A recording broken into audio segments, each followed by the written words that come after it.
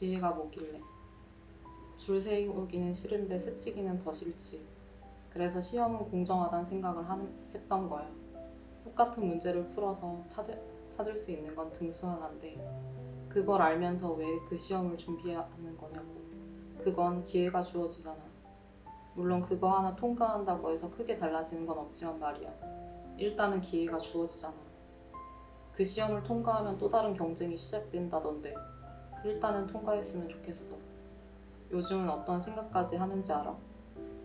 교회 다니는 사람들이 배우자 기도를 하는 것처럼 심사위원 기도를 해야 하나 그런 생각도 들어. 그날그날 기분을 타면서 읽을 수 있는 글이 있다고 생각하거든. 언제 읽어도 좋은 글을 쓰고 싶지. 근데 일단 남의 눈에 들려고 하는 순간 모든 문맥이 무너져버려.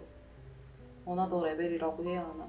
진짜 기가 막히게 좋다 싶은 글을 쓰고 싶은데 욕심을 부리면 그게 다 글에서도 나타난다. 기운을 내 쪽으로 가져오는 게 중요하대. 식상한 얘기지만 그 말이 맞는 것 같아. 님들이 뭔데 저를 평가하세요. 저는 계속 쓸 건데요. 그런 초연함이 필요하대. 초조함은 됐다 이거야. 시험을 보겠다고 제 발로 찾은 문턱 앞에서 뭔데 평가하냐는 말이 좀 이상하긴 한데 그 말에 마음이 기우는 게 사실이다. 그런데 가뜩이나 죽은 길을 어떻게 살려. 조금 더 영악해야 하는 싸움인가? 막 마음이 불편했어. 지난달에 그런 얘기를 들었어. 위선보다 나쁜 게 위약이라고. 그냥 왜 난 이렇게 단단하지 못하고 물은 걸까? 그걸 더 집요하게 생각하는 게 방법이라고 그러더라. 읽으면 나조차도 깨림직하고 찝찝한 글은 안 쓰고 싶었고 예쁘기만 한 글은 정말 안 쓰고 싶었어. 정돈을 필요 이상으로 해서 남는 게 없는데 지금 내 글의 문제라면 그런 거겠지. 역시 남의 시선을 의식하는 게 문제구나 싶었어. 읽는 사람을 조금 더 믿고 의지하는 포인트도 있어야 한다. 타자로부터 신뢰를 얻은 사람이 터뜨릴 수 있는 발화 지점이 있다고 하는데 아마 지금 그 지점을 찾아 헤매고 있는 것 같아.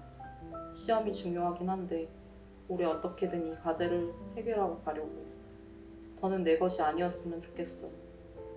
나만 안타까운 게 아니었으면 좋겠어. 이 세상을 살아가면서 학업, 취업, 다양한 진로를 찾아서 시험을 준비하는 사람이 같은 마음 아닐까.